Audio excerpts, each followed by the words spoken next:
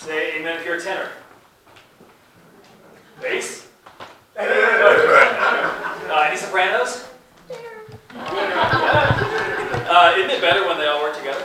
Yeah. Say amen if you like sugar. Amen. Say amen if you like chocolate chips. Amen. Eggs? Amen. Put them all together in the oven for 30 minutes? Yeah, a lot better. Things are better when they're put together. How many people here have been going to church your whole life? Wow. I'm a little surprised. How many people here have not been going to church and then all of a sudden you started work coming here? How many people have tried out all the different kinds of churches and religions and spiritualities and ideas and everything? Is it better because we're all together in the same place? Do we learn from each other? I think so. I think that makes this community a little bit stronger. Today we're going to learn about a man from the Bible who wrote a bunch of the little books of the Bible. He did the love is patient, love is kind. Where have you heard that? Oh. Weddings everywhere. It's like the go-to. I can make a bet at most weddings that's the one it's going to go to. Is that what you did on yours? I think so. Yeah, I think so. Love is patient, love is kind. That guy named Paul.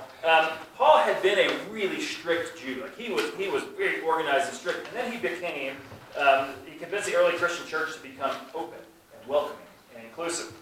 Paul had been a Roman citizen, and then he started hanging out with a lot of poor foreigners. He had been a great scholar, and then he took a job working with his hands as a tent maker. He had been raised pretty comfortably, wealthy, but he ended up hanging out with sailors and jailers.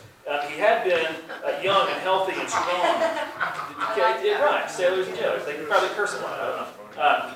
He had been young and healthy and strong, and then he was struck down with something like epilepsy, maybe a stroke, we don't know for sure. Some of his language, we just have to admit, sounds rather dismissive of women, and yet, we hear later how he defined for the whole church, forever, the principle of equality. If you remember last week, we said that back in those days, the idea before Jesus of equality of women was impossible. Empowerment of women was there, but after Paul, the idea of equality was possible. So you get the idea. Paul grew. He changed. He adapted. He understood the value of diversity. He said, if the whole body were just an eye, they couldn't hear the choir. If the whole body were just an ear, they wouldn't taste the brownies.